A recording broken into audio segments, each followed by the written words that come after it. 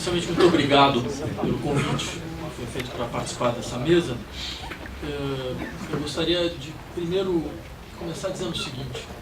A minha, talvez uma das coisas mais interessantes sobre esse processo possa ser sintetizado em uma cena que ocorreu comigo 3 semanas atrás, talvez um pouco mais, onde eu conversava com um amigo político que dizia, num café, que dizia mais ou menos o seguinte. Oi. Estão ouvindo? Estão ouvindo? Tá. Se eu falar mais próximo assim, dá para ouvir? Tá. Bem, vocês ouviram o começo da história?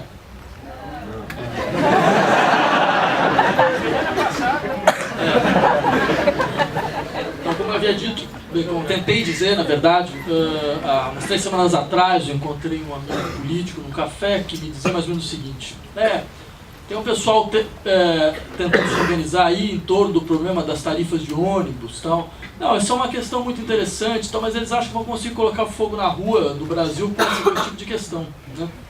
O que é fantástico é que, bem, 2 semanas depois, eu ainda não consegui ligar para o sujeito, mas eu faria toda a questão de dizer, olha só que coisa engraçada. Aconteceu, né? O que aconteceu? Ou seja, o que isso significa, para além do caráter anedótico da história? Significa que nós, de uma certa maneira, havíamos esquecido como acontecimentos podem ocorrer. Nós tínhamos sempre as melhores explicações para por que nada ocorre, né? Assim como alguns já têm, inclusive, as melhores explicações por que o fracasso vai ocorrer. Porque toda essa mobilização não vai dar certo. Porque daqui a alguns meses as pessoas vão ficar desencantadas ou elas vão começar a lutar por questões que não são realmente as verdadeiras questões. Ou seja, tem toda uma explicação fantástica para que nada ocorra, na verdade. Eu acho que o que aconteceu a partir dessas últimas semanas foi a comprovação muito clara de que a política, a verdadeira política, ela não tinha desaparecido do nosso cenário. Ela recomeçou. Ela recomeçou com toda a sua força.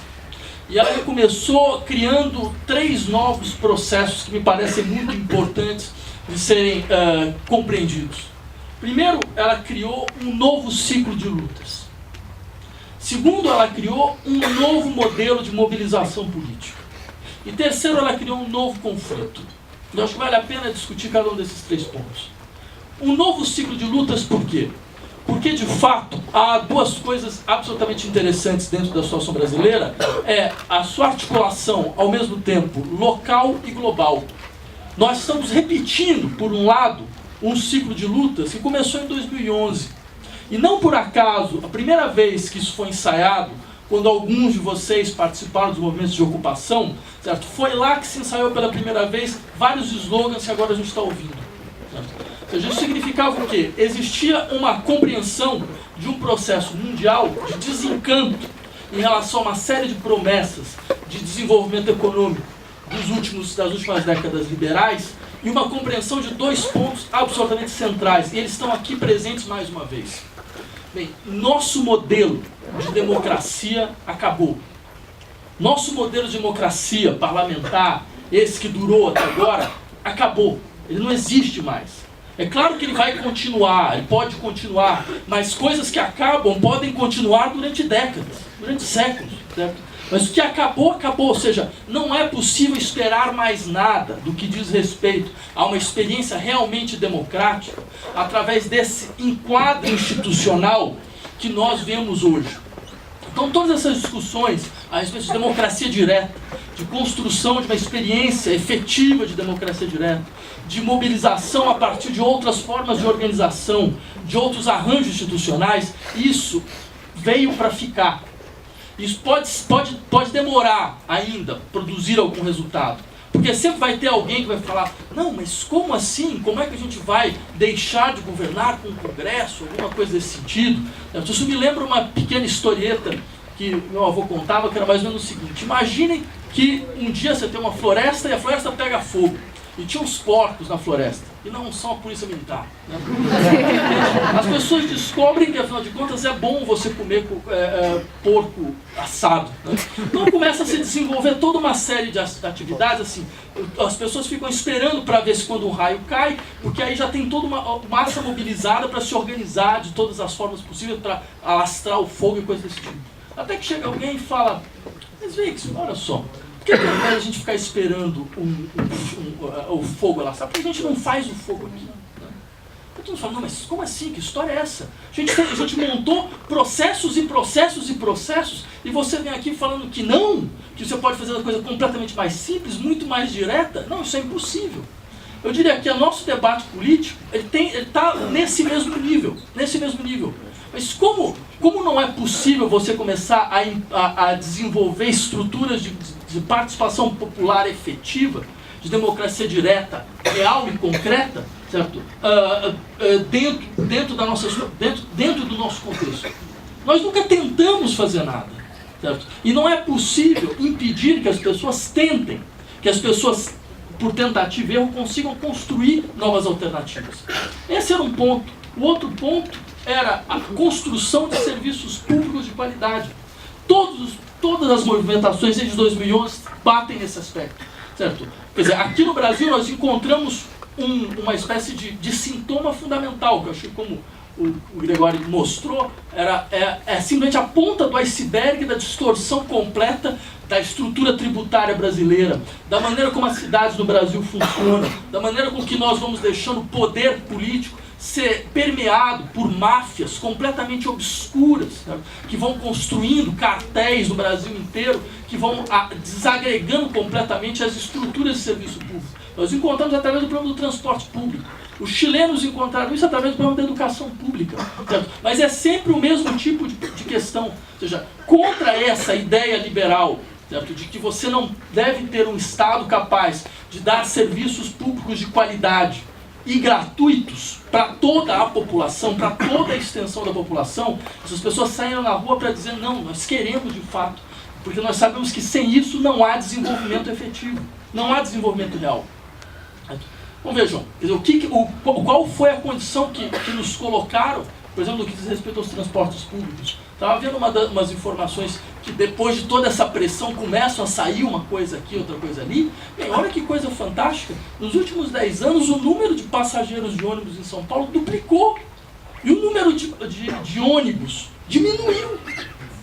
O número duplicou de ônibus, o número de passageiros duplicou e o número de ônibus rodando nas ruas diminuiu. Então, quer dizer, que racionalidade tem esse sistema? É um sistema completamente irracional, e que existia políticos de todas as vertentes, desde o prefeito até o governador, a dizer que não, nós devemos ainda continuar a mobilizar esse sistema como se ele fosse o único possível, demonstra completamente a irracionalidade da política brasileira. Quer dizer, esse é um ponto que me parece fundamental. O outro ponto que eu gostaria de insistir, um novo modelo de mobilização política. Ao invés das palavras genéricas e da luta geral contra o capitalismo, nós encontramos uma forma muito mais efetiva, que é pegar um ponto que é a ponta do iceberg de todo o nosso processo de distorção social. Então isso tem força. Então quando, por exemplo, os ativistas do movimento Passe Livre insistem, não, mas nossa questão era muito clara, era 20 centavos mesmo, né, da tarifa e a tarifa zero. Até chegar na tarifa zero. Isso me parece que é a estratégia fundamental daqui para frente. A estratégia fundamental. E um ponto que eu gostaria de insistir antes de terminar meu tempo é como isso inaugura uma nova forma de conflito. Quer dizer, eu percebo várias pessoas, de fato, com medo. Com medo porque eles descobriram uma coisa que é absolutamente inacreditável. Ou seja, a direita tem voto. Sempre teve. Se eles tiverem que botar 1 milhão de pessoas na rua, eles podem colocar. Mas isso sempre foi assim. E nem por isso a gente ficava com medo quando as pessoas apareciam na rua. Vocês esperavam o quê? Que a gente ia ser recebido com flores para todos os lados? Todo mundo fala, não, mas sempre foi isso que a gente esperava. É claro que com isso nós inauguramos um novo conflito político brasileiro. Certo? Mas agora o conflito se dá na rua. ele não se dá às escondidas, ele não se dá mediado pela imprensa, ele não se dá nos gabinetes, ele se dá na rua. Eu diria mais, é na rua que ele vai ser resolvido. É lá na rua que ele vai ser resolvido. Por quê? É na rua que nós lutamos pela capacidade de mobilizar os significantes que vão aparecendo nos gestos de recusa. Por exemplo, só para terminar por aí. A questão da corrupção. Todo mundo fica pensando, pô, corrupção é uma pauta de direita, né? Eles vieram aqui com a história da corrupção. Me desculpem, mas de onde saiu essa ideia de corrupção uma pauta de direita? Quem foi que inventou essa história? Quer dizer, na verdade, é claro, todos vocês têm essa sensibilidade de perceber que o discurso da corrupção sempre apareceu por setores da imprensa que querem defender os seus amigos corruptos e corruptores, então eles vão focando em um outro corrupto que não é mais o seu amigo. Certo?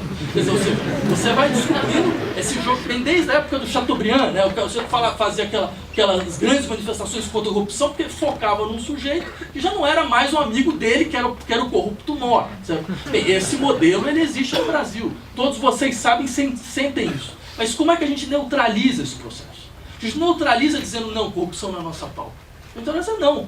Falando, não, a luta pela corrupção é a nossa pauta, contra a corrupção é a nossa pauta. Mas uma luta contra a corrupção ampla, geral e restrita.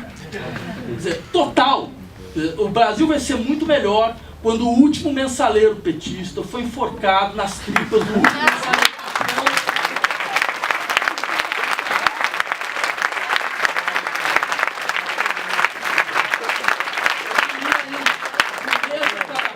Ao qual a gente vai empurrar todos os empreiteiros, todos os banqueiros.